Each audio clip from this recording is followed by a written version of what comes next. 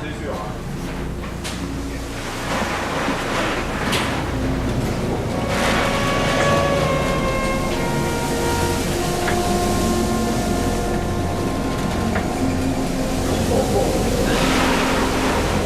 Nous avons appareillé en 10 minutes et débordé la pointe qui nous abritait. Maintenant, la danse commence. Nous longeons au plus près la côte nord de l'île, la plus rude, dont Carlos connaît chaque caillou, à la rencontre du Cap Raya. Mais ça ne va jamais très vite, un bateau. Même avec 20 000 chevaux lancés au galop, nous filons un peu plus de 15 nœuds, un peu plus de 25 km/h.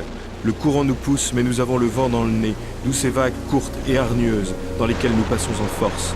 La baie en a vu d'autres. C'est le seul bateau tout temps de la zone, le seul qui continue à faire route quand les autres s'abritent ou fuient, quand les hélicos sont cloués au sol. Nous avons le Cap Raya au radar et nous commençons à comprendre. Son commandant en a eu assez de rouler terriblement, encaissant la mer de travers sur le rail. Il s'est permis d'enfreindre les règles, de modifier son cap pour prendre les vagues par l'arrière et fatiguer moins. Mais il n'a pas pensé que le vent le rabattrait vers l'île et que les hauts fonds l'aspireraient en direction des brisants. À la passerelle de la baie, guettant l'écho du radar, on est partagé entre la rage et la crainte. Mais la règle absolue est de ne pas céder à l'excitation. On garde son adrénaline pour soi. C'est obligatoire et c'est nécessaire. Encore 20 à 30 minutes de route. Et ces hommes là-bas, malgré les mises en garde d'Ouest Trafic, savent-ils seulement qu'ils jouent avec la mort? 12h27, Ouessant est derrière nous. Arrivé là-bas, il va faire pareil. C'est évident qu'il ne prend pas sur la gauche. Ah ouais. Ouais, on ne force pas là. Non, là, il pourrait venir de 20 degrés à gauche. Maintenant que les deux navires sont côte à côte, Carlos prend les choses en main. Et il n'est pas au bout de ses peines. Le Cap Raya s'apprête à remonter la Manche, mais s'obstine à vouloir raser la côte, celle du continent cette fois. Il s'en va vers les roches extrêmes du Finistère, pas n'importe lesquelles, celles de Port-Salle. Carlos anticipe, calcule la dérive, estime l'effet des courants et avertit Ouest Trafic. À ce train-là, le fantôme d'un pétrolier transformé en épave depuis 20 ans risque de ressurgir.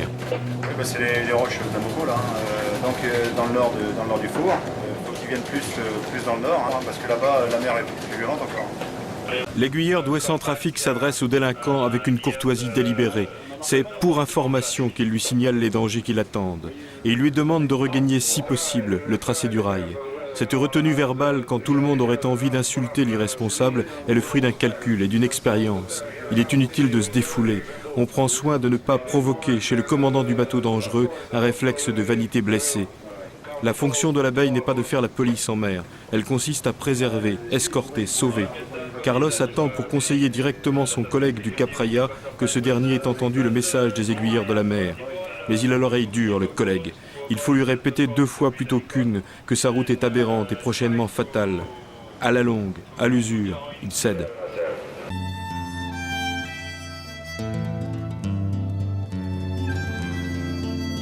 Sont partis par un sacré vent du nord. Il y avait le temps qui gelait au dehors. Les larmes, les belles glacées sur les dentelles pour suspendre au jour la vie de leurs amours. Goéland, rendez-nous nos amants. Et vous les albatros, touchez pas à leurs os. Et oh, Dieu des vents, avec eux soit clément, que les vents portants les ramènent à l'Orient, les ramènent à l'Orient.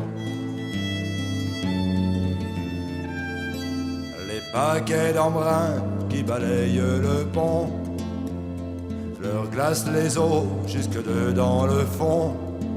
Les yeux pleins de misère, ils s'en vont vers l'enfer quand s'efface la terre où pleurent leurs amours.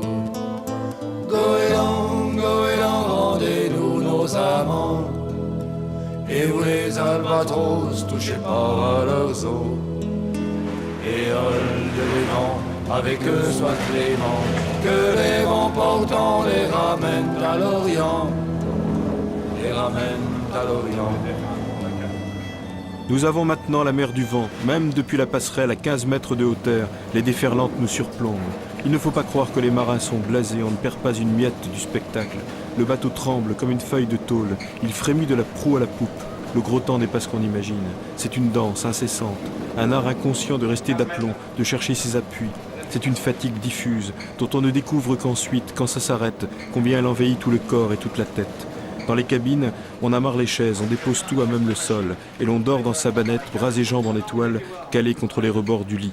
Au cours de cette même nuit, nous serons appelés pour une autre escorte.